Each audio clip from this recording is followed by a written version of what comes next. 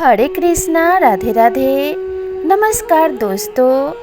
जितिया का व्रत माताएं अपने बच्चे की सलामती और लंबी उम्र के लिए रखती हैं। साथ ही जिन महिलाओं की संतान नहीं होती वह संतान की प्राप्ति के लिए इस व्रत को रखती हैं। इस दिन माताएं जीमूत वाहन भगवान की पूजा करती हैं।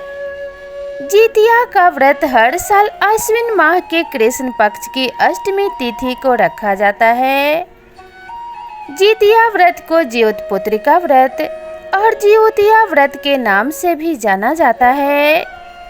व्रत मुख्य रूप से बिहार, झारखंड और उत्तर प्रदेश के कुछ क्षेत्रों में ही रखा जाता है। माताएं अपनी संतान के लिए निर्जला व्रत रखती हैं और भगवान जीमूत वाहन की विधि विधान से पूजा करती हैं। मान्यता है कि जो भी माताएं इस दिन पूरे विधि विधान से व्रत और पूजा करती हैं उनकी संतान को लंबी उम्र का आशीर्वाद मिलता है।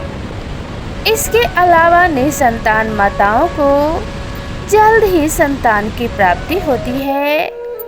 वैदिक पंचांग के अनुसार जितिया का व्रत आश्विन माह के कृष्ण पक्ष की अष्टमी तिथि को रखा जाता है। इस साल अष्टमी तिथि की शुरुआत मंगलवार 24 सितंबर 2024 को 12:38 पर शुरू होगी और अष्टमी तिथि का समापन बुधवार 25 सितंबर 2024 को 12:10 पर होगा। उदया तिथि के आधार पर जिउतिया या जिउतपुत्री का व्रत 25 सितंबर बुधवार के दिन रखा जाएगा। 25 सितंबर 2024 को जितिया व्रत की पूजा का शुभ मुहूर्त 10:41 से लेकर दोपहर 12:12 तक है और सोमवार 24 सितंबर 2024 को जितिया व्रत के नहाए खाए की पूजा होगी। जितिया व्रत के दिन सुबह उठकर स्नान आदि कार्य करने के बाद सूर्य देव की पूजा करें।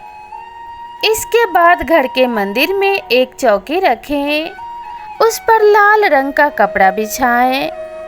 उसके बाद कपड़े के ऊपर थाली रखें। थाली में सूर्य नारायण की मूर्ति को स्थापित करें और उन्हें दूध से स्नान कराएं। भगवान को दीपक और धूप अर्पित करें। उसके बाद भोग लगाकर आरती करें।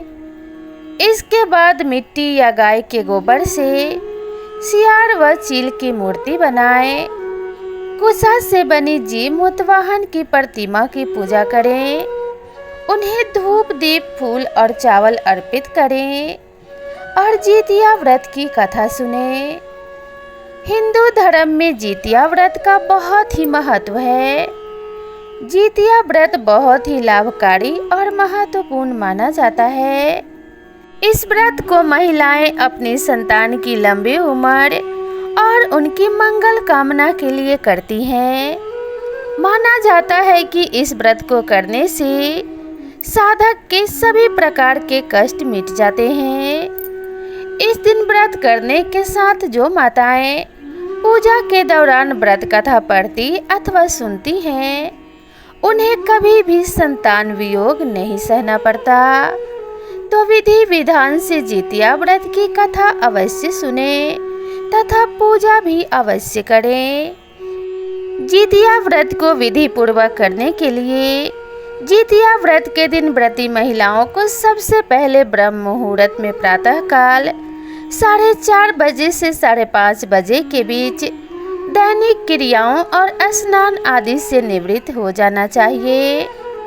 उस दिन सूर्योदय का समय 6:11 पर बताया गया है।